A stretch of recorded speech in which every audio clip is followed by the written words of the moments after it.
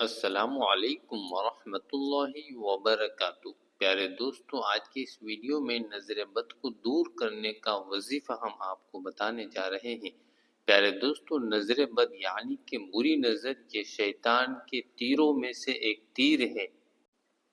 بری نظر اتنی خطرناک ہوتی ہے جو جادو سے بھی زیادہ اثر کرتی ہے۔ بری نظر کی بہت ساری قسم ہیں جس کو قرآن اور حدیث میں صرف نظر بد کے نام سے جانا جاتا ہے۔ بری نظر کی سب سے بڑی قسم یہ ہے کہ چھوٹے بچوں کو یا بڑے آدمی کو وہ زیادہ لگ جاتی ہے۔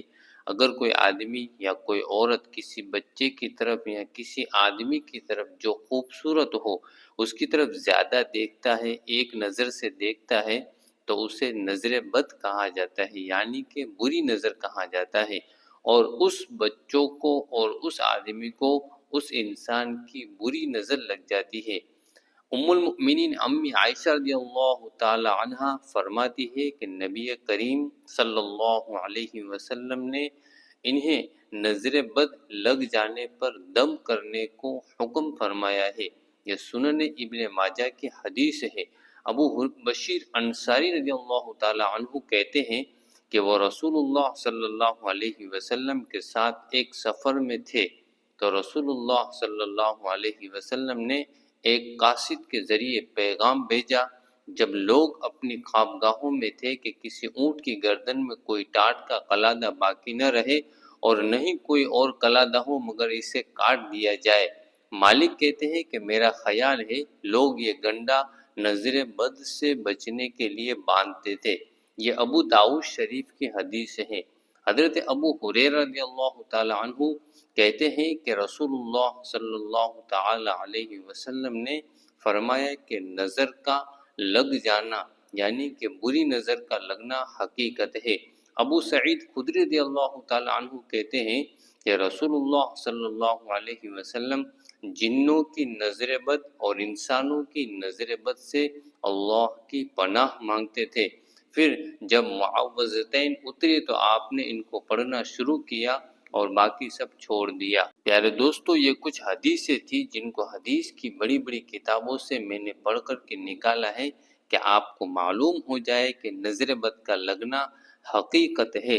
اور حضور پاک صلی اللہ علیہ وسلم نے بھی فرمایا کہ نظر بد کا لگنا حقیقت ہے، اور بری نظر انسان کو، بچوں کو، عورتوں کو، مردوں کو لگتی ہے۔ اور ہمارے آقا صلی اللہ علیہ وسلم نے بھی بری نظر سے پناہ مانگی ہے۔ اب پیارے دوستو، ہم آپ کو یہ بتاتے ہیں کہ جس بچے کو یا جس بڑے آدمی کو نظر لگ جاتی ہے تو اس کے اندر کیا کیا تبدیلیاں آ جاتی ہے۔ پہلے تو اگر کوئی بچے کو نظر لگ جاتی ہے تو اس کی آنکھیں سرخ ہو جاتی ہیں، وہاں پر کالے کالے سے دبے ہو جاتے ہیں۔ اسی طرح سے اگر کوئی بڑے آدمی کے اوپر نظر لگ جاتی ہے تو اس آدمی کو یا اس عورت کو یا اس لڑکی کو کسی بھی نیک عمل کرنے کی یا نیک کام کرنے کی توفیق نہیں ہوتی۔ عمل کو شروع کرنے سے پہلے آپ کو کچھ باتوں کا دھیان رکھنا ہے۔ عمل کو تنہائی میں بیٹھ کر کے کرنا ہے تاکہ ہمارا دھیان اللہ کی طرف لگا رہے، ہمارا دل اللہ کی طرف لگا رہے، اور ہماری جو ضرورت ہے جس کے لیے ہم نے اس عمل کو کیا ہے وہ ضرورت ہمارے سامنے رہے۔ اس طرح اگر آپ عمل کریں گے تو آپ کا عمل انشاءاللہ تبارک و تعالی اللہ کی بارگاہ میں قابل قبول ہوگا، اور اس عمل کا فائدہ بھی آپ کو ضرور پہنچے گا۔ اگر آپ عمل کو دھیان اور توجہ کے ساتھ میں نہیں کریں گے تو آپ کا عمل بھی قابل قبول نہیں ہوگا اور آپ کا دھیان بھی اللہ کی ذات عالی پر نہیں ہوگا۔ اس لیے پیارے دوستو، عمل کو شروع کرنے سے پہلے اپنی نیت کو صحیح رکھیں، درست کر لے، اور عمل کے مکمل ہونے کے بعد بھی نیت یہ رکھے کہ اللہ میرے عمل کو ضرور قبول کرے گا۔ عمل کو شروع کرنے سے پہلے 3 بار آپ کو درود ابراہیم پڑھنا ہے۔ جس درود کو ہم نماز وغیرہ میں پڑھتے ہیں اس درود کو آپ کو پڑھ لینا ہے، اور اس کے بعد میں آپ کو پڑھنا ہے بسم اللہ ماشاء اللہ لا قوت الا باللہ۔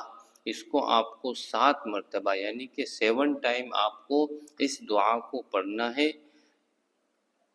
اور اخیر میں آپ کو وہی درود پاک 3 مرتبہ پڑھنا ہے جو آپ نے پہلے درود پاک پڑھا تھا۔ اس طرح سے آپ کو عمل کو مکمل کرنا ہے۔ عمل کو مکمل کر لینے کے بعد پیارے دوستو، آپ کو ایک پانی کا گلاس لینا ہے اور اس پر دم کرنا ہے، یعنی کہ 3 مرتبہ پھونک مار دینا ہے، اور جس بچے کو یا جس عورت کو یا جس مرد کو نظر بد لگی ہوئی ہے، آپ کو اس پانی کو اس مرد کو یا اس بچے کو پانی کو پلا دینا ہے، اور تھوڑا سا پانی ہاتھ میں لے کر کے اس کے چہرے پر اور اس کی پیشانی پر آپ کو اس پانی کو مل دینا ہے۔ تھوڑا پانی ہاتھ میں لے کر کے اس کی پیشانی پر لگا دے، اور تھوڑا پانی ہاتھ میں لے کر کے اس کے دونوں گال پر لگا دے۔ اس سے انشاءاللہ نظر بد دور ہو جائے گی۔ اس عمل کو آپ کو 3 دن یا 7 دن یا 21 دن یا 41 دن تک لگاتار کرتے رہنا ہے۔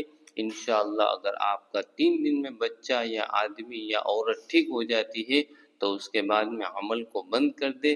غرض جتنے دنوں کے بعد میں بھی آپ کا مریض ٹھیک ہو جاتا ہے، اس کے بعد میں آپ کو عمل کو بند کر دینا ہے، باقی عمل کو کرتے رہنا ہے۔ آپ کو اس عمل کو بند اس وقت کر دینا ہے جب آپ کا مریض ٹھیک ہو جائے، ورنہ اگر ٹھیک نہیں ہوتا ہے تو آپ لگاتار اس عمل کو کرتے رہیے، انشاءاللہ عمل کے ذریعے سے ضرور فائدہ ہوگا۔